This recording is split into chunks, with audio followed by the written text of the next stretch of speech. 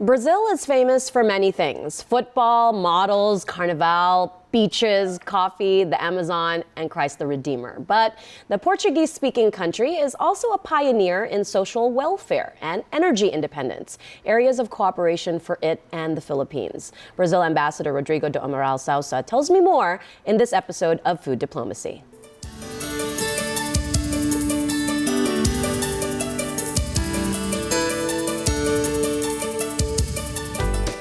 Time to meet the Brazilian ambassador to the Philippines, Rodrigo do Amaral Sousa, and his wife, Lais.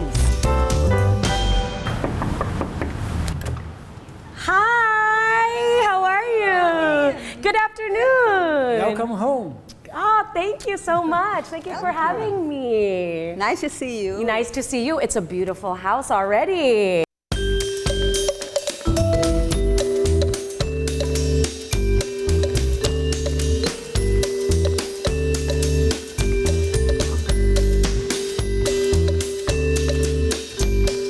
Ambassador, I see you've prepared some traditional foods for us. What do you have? The most traditional Brazilian dish, feijoada.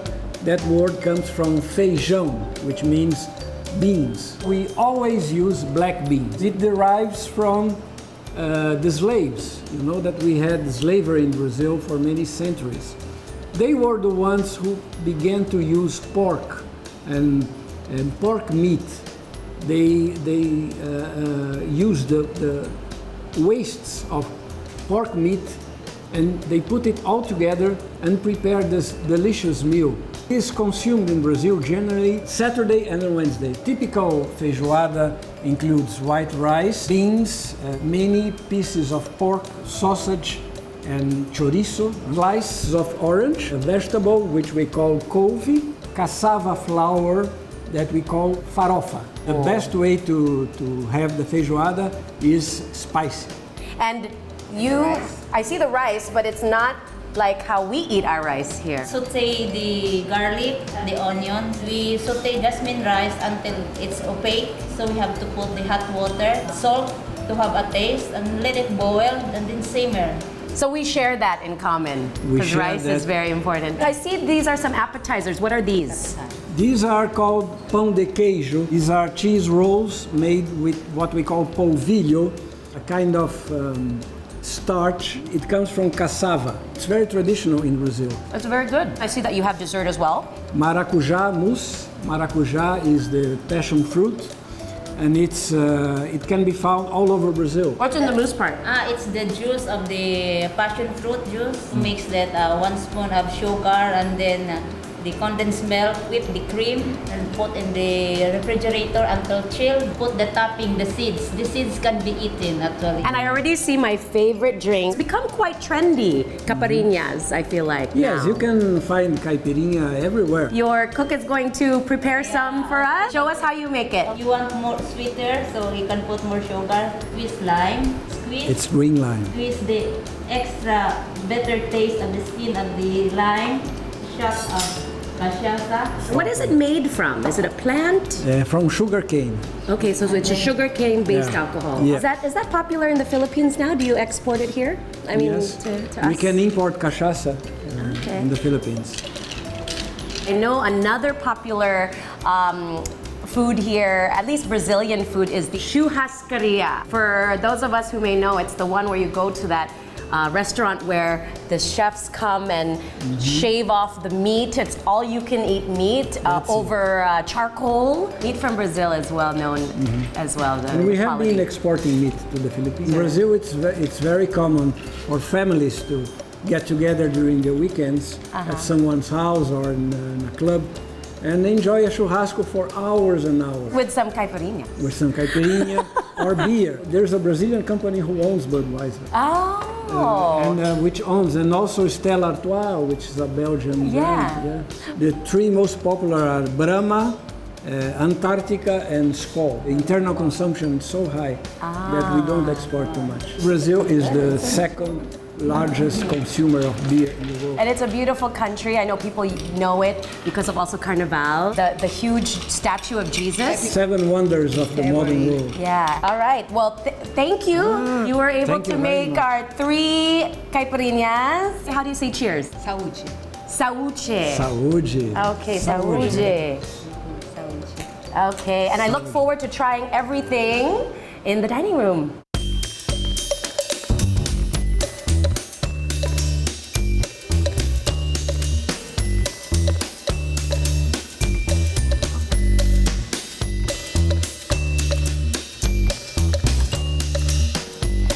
So now we have these dishes in front of us. So you have to teach me how you eat the national dish. That's made with black beans. Black beans. What else? And all the parts of the pork. Chorizo. All parts of pork. And what's this is couve. Couve. Couve. The cassava flour. Yes. Okay. And then the oranges. pasa? Looks like different Yeah, types it's of a- flavors. And that's it. All right. I'll try to mimic what you did. This is like make your own plate. Yes, that's right. Customized. This dish was introduced in Brazil by the slaves. And then initially there was a certain resistance or prejudice of the upper classes to have feijoada. Why? Because it was considered like a typical dish for the poor.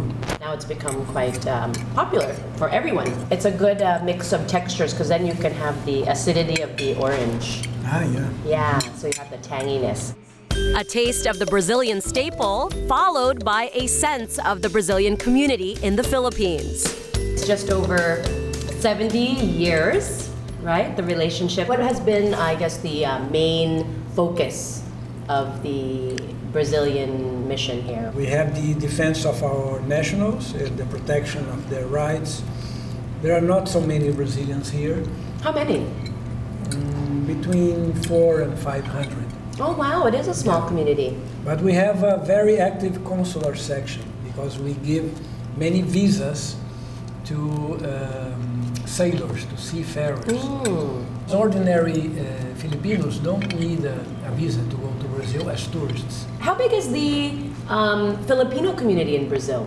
It's a little bigger than the Brazilian community here. It's more or less double the size, little more than 1,000. The number has been increasing lately because many families are hiring Filipinas as housekeepers, housemaids, governors, or something like that, because of their mastery of the English language.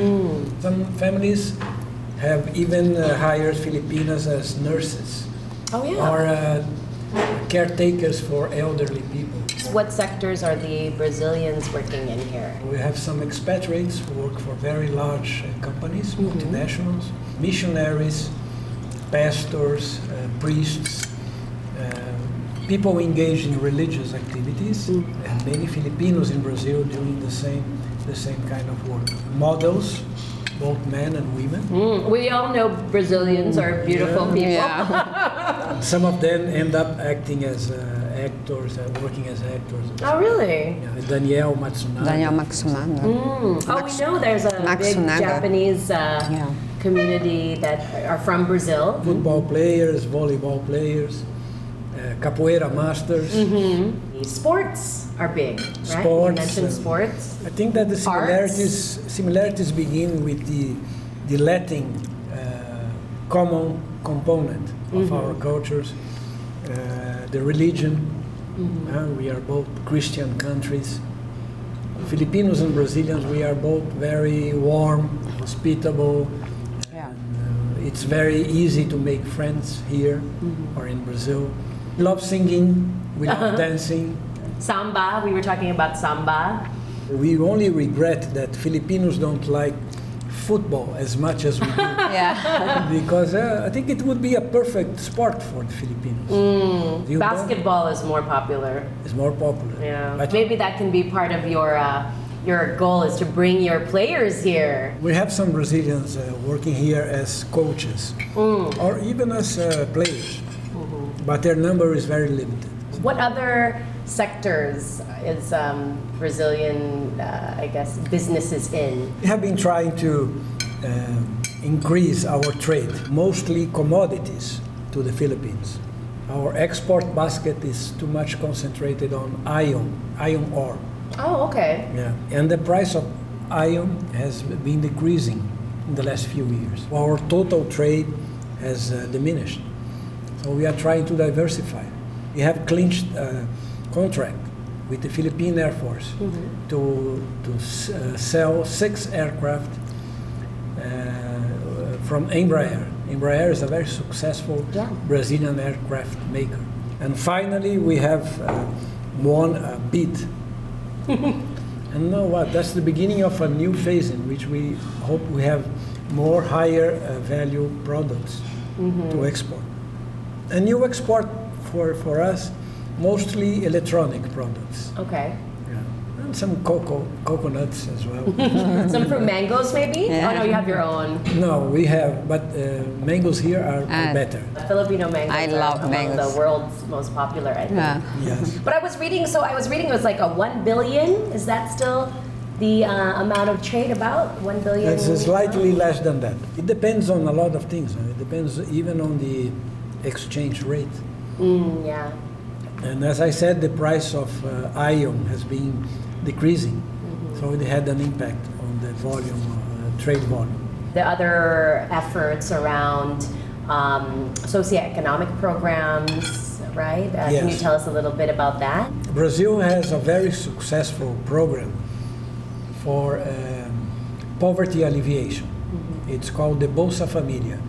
It's a monthly amount of money that is transferred to poor families in Brazil. The amount is small, relatively small, but for those families it's very important. In the Philippines, a similar program was adopted, and it's a conditional cash transfer program.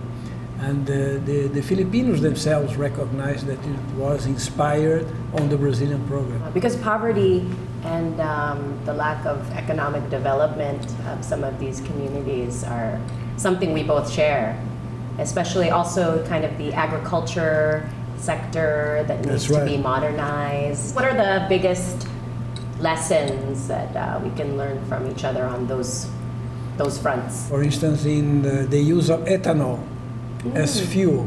Much better than diesel. It pollutes less.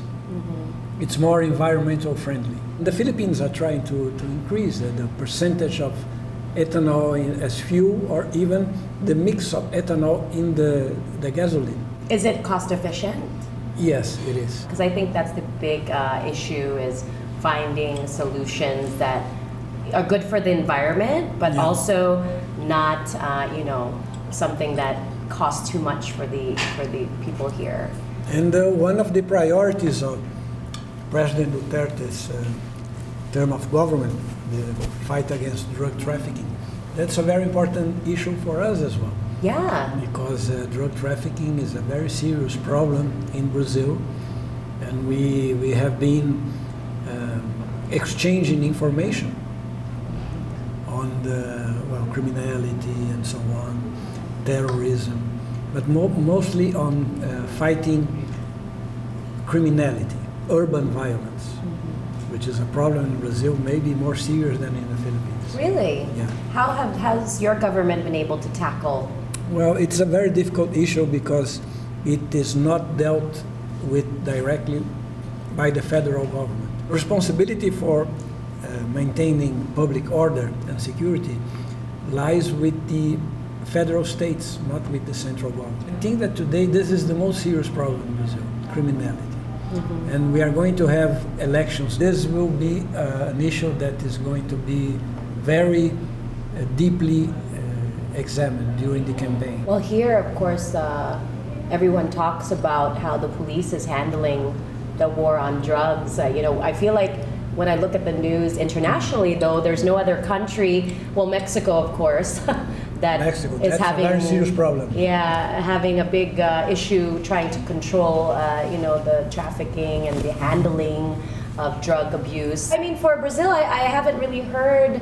I guess it's not as covered, maybe internationally. Drugs are a problem everywhere. So that's another area in which we are cooperating, and with intelligence. counterintelligence. There is a very strong candidate who is in favor of a very tough line, tough stance on criminality. They are saying that he is the Brazilian Trump or something like that. Or Brazilian Duterte.